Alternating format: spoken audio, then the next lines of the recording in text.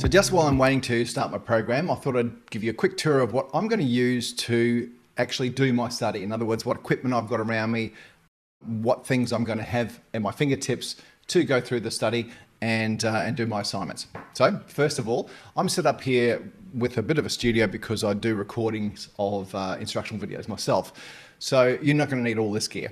So let's start from the start. Because this is online, we're going to have access to videos, written materials, etc. So a trusty notebook is the first starting point for me. I've got it into a case there so I can take it with me if I go to a cafe or something. But generally speaking, if I'm listening to something or watching something, I'm going to want to be taking notes. Now, the way you take notes, I will have a video linked here that explains the ways you can take notes.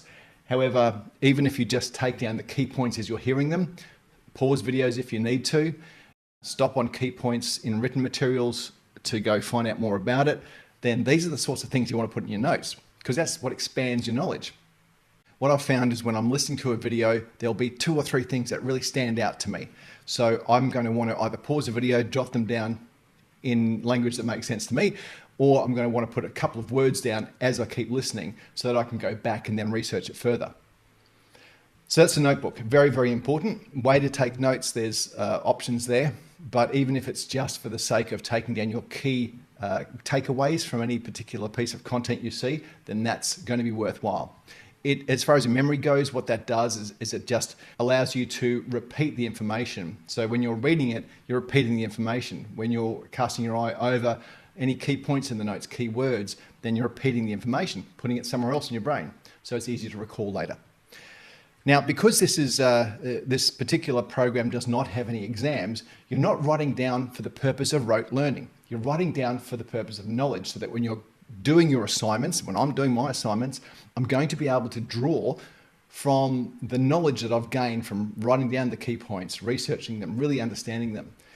It's going to be a lot quicker and it's going to be way more applicable for me if I'm going to be doing these assignments. I don't want to be going back and just spitting out who said what, when they said it, why they said it. I want to know how it fits into the particular assignment that I'm doing. So again, notes lead to that. The next thing I've got, of course, is a laptop computer. So the laptop is going to be something that I'm going to be doing the most of my work on. However, I do have a second screen.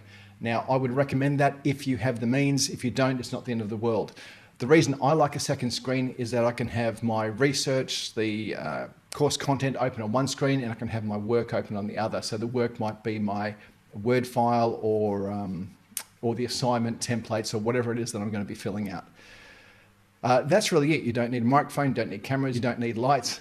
These are all extras that I have here that are for other purposes. So really you can take your whole study down to a cafe if you want, if you like a noisy environment. If you like a quiet environment, make sure you've got something set up in your home, maybe a corner of your bedroom. If you've got an extra study, fantastic. If you don't, just find somewhere that you're comfortable studying. I have an office, so I will be sitting most of my time in the office doing it.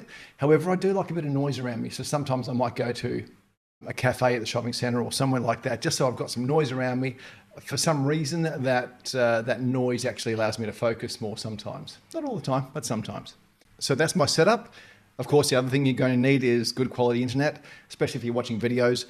But again, these days, that's not really an issue in most places around the globe. So wherever you are, if you've got access to a decent Wi-Fi, you're going to need it. That really is to stream many videos without sort of hiccups and errors. And also, if you're uploading any sort of information to the learning management system, you don't want that to be disrupted in any way. So just make sure you've got decent internet, really. And a lot of that, again, is also available publicly. I think as far as getting into the program goes, that's the basics and that's what you need. If along the way we find we might need other applications and stuff to do the work, then I'll cover that as well. I do presume we're going to need access to some office software, things like Microsoft Word or PowerPoint, and I'm not 100% sure yet. So once we get into that, we'll find out. If so, there are free versions of that or low-cost versions of that along the way. That's the setup. I'll see you in the next video. I'm going to wait now really till we get the logins so that we can get into the learning management system together and I can show you what I see and how I will approach the very first assignment that I get. All right, well, I'll see you then.